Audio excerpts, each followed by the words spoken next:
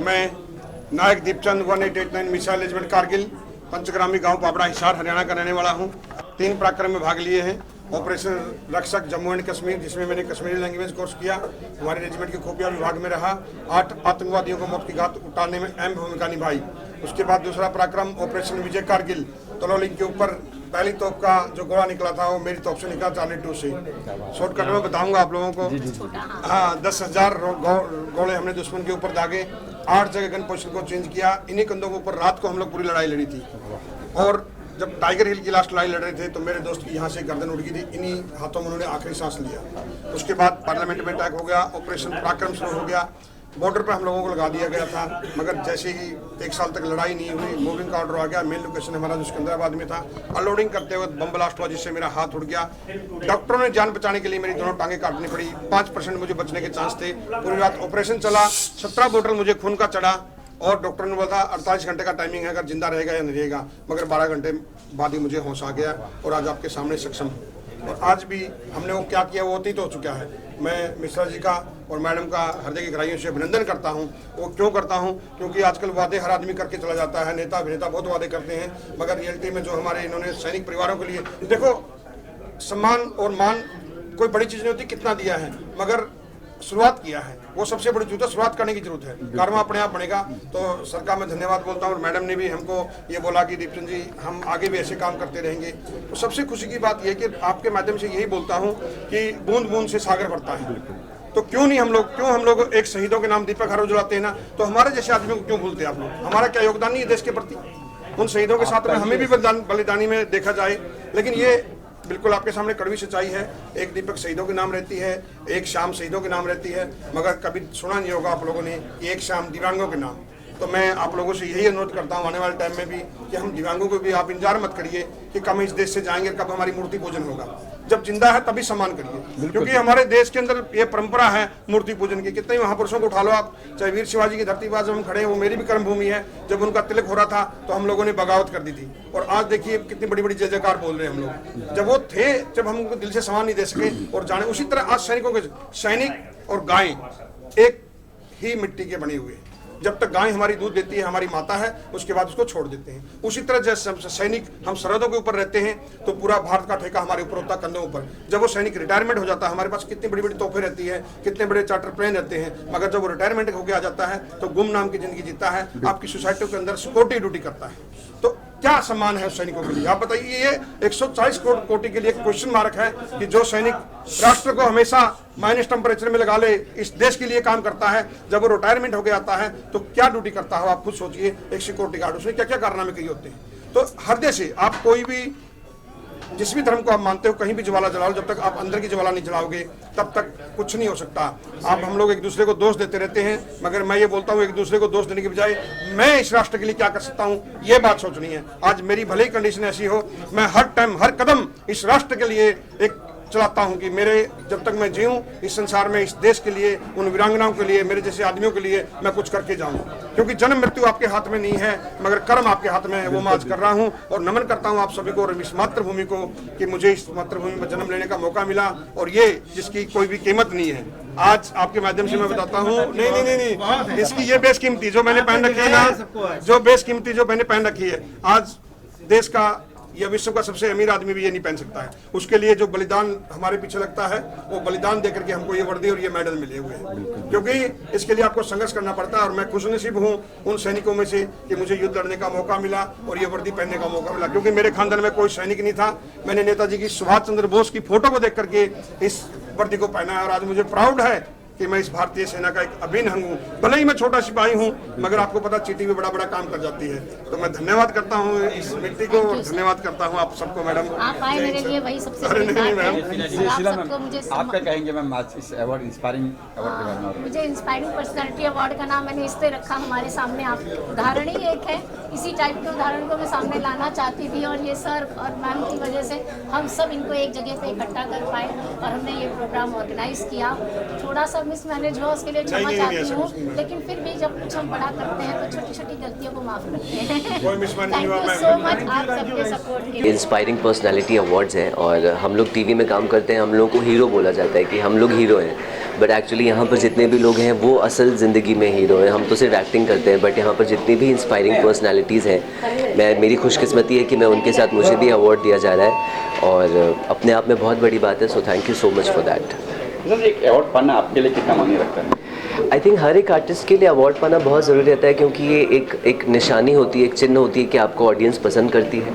हमारी पहचान ऑडियंस से होती है, हमें ऑडियंस कितना पसंद कर रहे हैं, कितना नहीं कर रहे हैं। तो एक अवार्ड किसी हद तक मैटर करता है, शायद उसके बाद नहीं मैटर करता एक हार्डकोर आर्टिस्ट के लिए। तो अभी मैं जिस लेवल पे हूँ अभी तो मेरे लिए काफ़ी मैटर करता है। इंस्पायरिंग जैसे नाम है, आप किससे इंस्पायर इंस्पायर हो? या मैं अपने लाइफ में बहुत कम एक्टर्स से इंस्पायर्ड हूँ।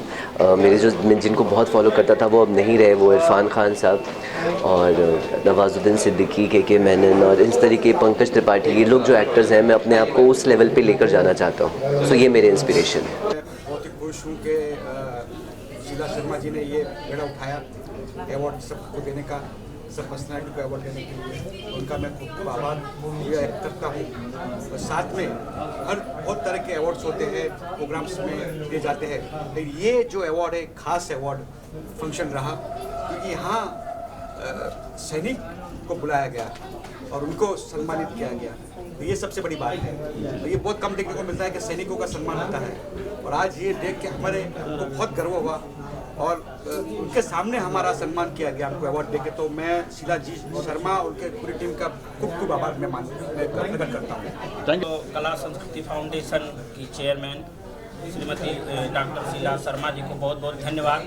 कला और संस्कृति को आपस में जोड़ने वाला एक फाउंडेशन है, बहुत ही अच्छा, देशभक्ति और हर समाज के लोगों को अच्छा अवार्ड मिलना मतलब एक जिम्मेदारी भी होती है। अवार्ड मिलने से ऐसा नहीं कि आप शांत बैठ जाइए।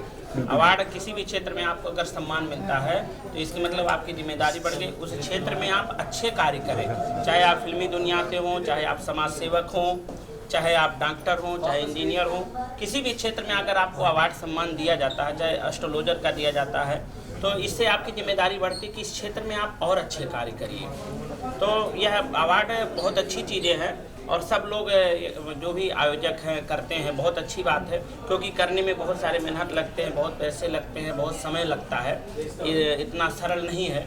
और इसके लिए जितने भी आयोजक करते हैं, शीला जी ने, जितने उनके सहयोगी, उनका बहुत बहुत धन्यवाद। कि और मीडिया का बहुत बड़ा योगदान होता है, जो शुरू से साथ देते हैं, प्रचार प्रसार करवाते हैं, उनका सहयोग करते हैं।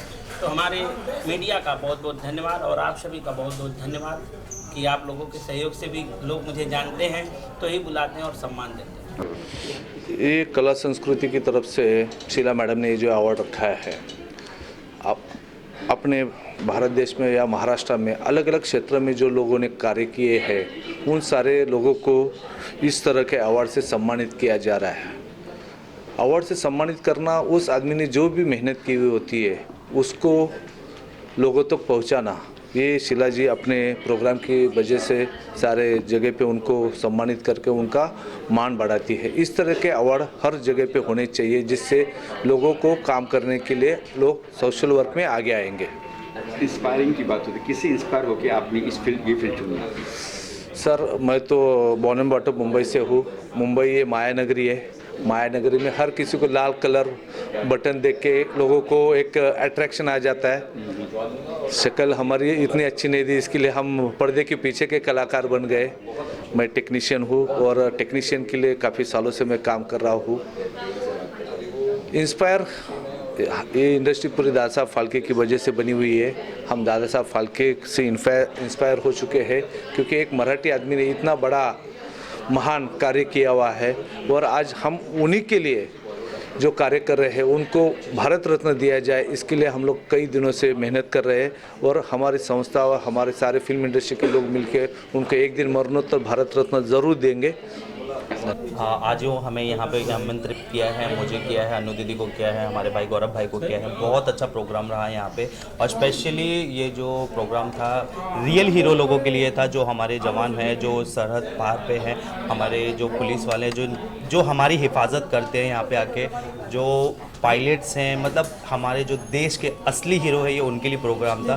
तो हम यहाँ पे उनको चेयर अप करने के लिए आए, तो स्पेशली उनके लिए यहाँ पे आए, तो बहुत अच्छा लगे प्रोग्राम में आके। सर नाम है इंस्पायरिंग, इससे आप इंस्पायर होकर जो भी आप एक्टिविटी कर रहे हैं किस चीज़ पर? ये हमारे जो असली जवान हैं, जो हमारे साथ बॉर्डर पे हैं, जो वहाँ पे हमारी मिलिट्री पूरी फौज है, जिसकी वजह से आज हम इतने बोलते हैं ना सुरक्षित घूम रहे हैं और एकदम बिंदास घूम रहे हैं, ये सब उनकी बदौलत ही घूम रहे हैं। अगर वो ना होते तो आज हम अपने घरों में बैठे होते, या आप बोलते हैं ना हम किसी की गुलामी कर रहे होते। आखिर में शीला जी क्या करेंगे? शीला जी बहुत ही अच्छा प्रोग्राम रहा और आशा करेंगे ऐसा ही प्रोग्राम होते रहे आपके हर साल और प्रोग्राम और ऐसे ही बढ़ते रहे, और हमारे लाइक कुछ भी रहेगी मदद इंशाल्लाह हमेशा आपके साथ में हैं और हमेशा आपके साथ ही रहेंगे, और आगे इस ऐसे प्रोग्राम को और आगे बढ़ाते जाएं। मुझे इनविटेशन दिया शीला जी ने, बड़ा अच्छा लगा, और ये रियल हीरोज़ के लिए था। मेरे को यहाँ के पता चला, इससे पहले मैंने पूछी भी नहीं थी, मैं आ रही हूँ बोली थी, मुझे पता नहीं था। लेकिन जिन लोगों के लिए अवार्ड्स और रियल हीरोज़ के लिए मुझे बड़ा अच्छा लगा, और उनके साथ बैठ के बात करके बड़ा प्यारा लगा। मुझे पार्टनर भी आप नहीं, मेरा कि शीला जी से बहुत अच्छा घर जैसा रिलेशन है, उन्होंने बताया, मगर मुझे भी ये नहीं मालूम था कि यहाँ पर सब आर्मी के और मिलिट्री के जवान हैं। तो माशाल्लाह प्रोग्राम बहुत अच्छा था, और ऐसे लोगों को अवार्ड देना एक अलग अहमियत होती है। आज इसमें देखो कोई सेलिब्रिटी नहीं है, तो सारे मिलिट्री के जो आज हमारे जो देश के, अभी उन्होंने बताया आपको कि वो कितने माइनस डिग्री में वहाँ पर है, तो ऐसे लोगों को अगर नहीं पूछेंगे तो फिर किस बात का। तुम भारत में आज रहते हैं, भारत को बचाने वाले वो लोग हैं, और उन लोग को कोई देता नहीं। अब उन्होंने बोला कि हमारी कोई वैल्यू नहीं है, कहीं हमको रिबन काटने नहीं बुलाते, तो हमारे भी जितने अवार्ड्स होंगे उनको हम ज़रूर बुलाएंगे, इतना वादा। और शीला जी का प्रोग्राम बहुत अच्छा था, और इसके लिए धन्यवाद। सफल आयोजन के लिए मैं ढेर सारी शुभकामनाएं दूंगा, बधाई दूंगा, और आने वाली जो 26 जनवरी है उसमें सबको रिपब्लिक डे के लिए मैं सबको ढेर सारी एडवांस में अग्रिम बधाई देता हूँ। और जैसा कि अभी दिलशाद भाई ने बताया कि यहाँ पे बहुत सारे ऐसे फौज के लोग आए थे जिन्होंने अपनी अपनी व्यथा बताई कि किस तरीके से वो देश के लिए काम कर रहे हैं, जो हम सभी जानते हैं, लेकिन उनको किस तरीके से समाज में कहीं ना कहीं इग्नोर कर दिया जाता है। तो वो चीज़ को हमेशा हम सभी जो है, समाज के जितने भी लोग हैं, उनका ये दायित्व बनता है कि हमारे समाज के जो रियल हीरो हैं उनको हमेशा सम्मान मिले।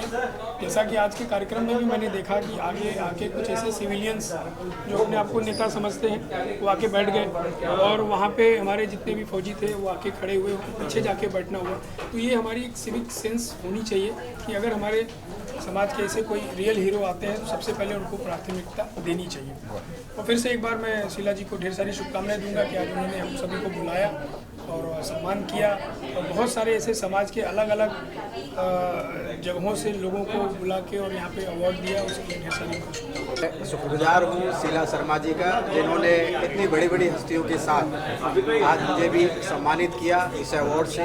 आप देख रहे हैं कि उन लोगों को आज अवार्ड दिया गया जिन्होंने देश के लिए अपने जान की बाजी लगा दी, और यहाँ पर कारगिल योद्धा थे, ऐसे भी पुलिस वाले थे जिन्होंने देश के लिए बहुत कुछ किया है। तो ऐसे लोगों के साथ में आज मुझे अवार्ड मिला, मैं वाकई में मुझे बहुत अच्छा लग रहा है, और मैं शुक्रिया अदा करता हूँ पूरी टीम का। प्रथम मैं सबसे पहले श्रीमती शीला शर्मा जी को बहुत बहुत हार्दिक शुभकामनाएं देता हूँ, और उनका मैं बहुत आभार प्रकट करता हूँ कि उन्होंने मुझे इतने अच्छे सम्मान समारोह में बुलाकर मुझे सम्मानित किया। ये बहुत ही गर्व की बात है।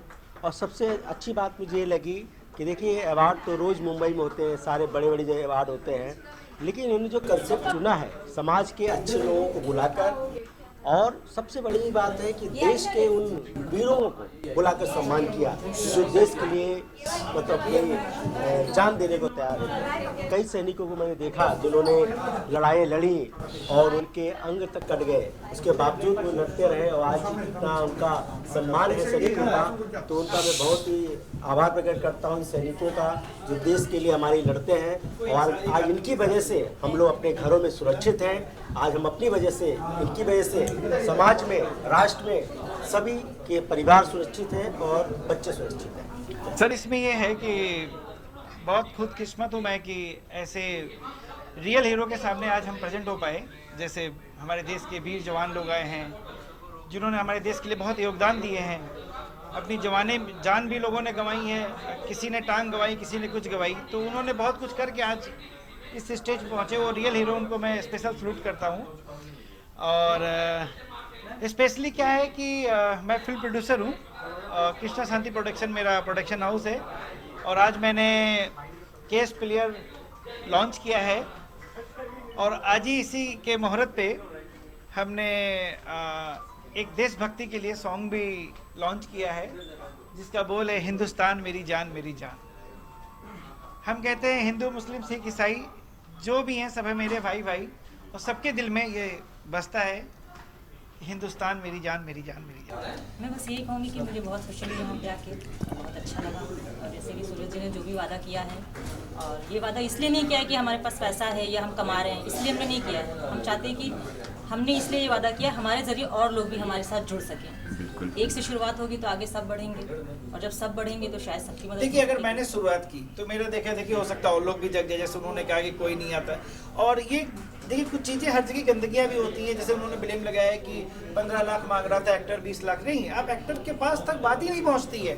ऐसा नहीं, वो भी इंसान होते हैं, इंसान वो भी होते हैं, पर उनके तक समझ में तो आए, क्यों नहीं आएंगे भैया। अगर आप रियलिटी में आपके पास भी दिल है, मेरे पास भी दिल है भाई, कोई किसी मुसीबत में फंस जाए बात अलग है, लेकिन ऐसा नहीं है, सब कोऑपरेट करते हैं, पर उनको जगाने की जरूरत है। शीला मैम ने इसको ऑर्गेनाइज किया। उन्होंने कहा कि मेरे पर कोई, जैसे उन्होंने कहा कि फिल्मी दुनिया कोई सपोर्ट नहीं करते हैं, तो उन्होंने बहुत जगह ट्राई किया, किसी ने नहीं किया। आज ये टोटल टू टोटल हमने किसी तरीके से सपोर्ट किया, तभी ये पार्टी उनकी हो पाई। नहीं, इंस्पायर किससे हुए आप इस फील्ड पे आने के लिए? आप किससे इंस्पायर हुए कि मुझे? भारत से, देश से। बस हम यहाँ रहते, यही सबसे बड़ी इम्प्रेशन हमारे लिए, तो और कुछ क्या चाहिए हमें। हम यहाँ हैं, यहाँ से जुड़े हैं, बस यही सबसे बड़ी भाग्य हम लोगों का। हम हिंदुस्तानी हैं और हमेशा अपने हिंदुस्तान में रहना चाहते हैं, और यहाँ के लोगों से हमेशा जुड़ना चाहते हैं। सब तरह से, प्यार से, मोहब्बत से, अपनेपन से, हर तरह से जुड़ना चाहते हैं। अब चाहे वो मूवी भी हम दिखा दें, गाने में आप लोग को सुना दें, लेकिन जुड़ना चाहते हैं सबसे। ओके।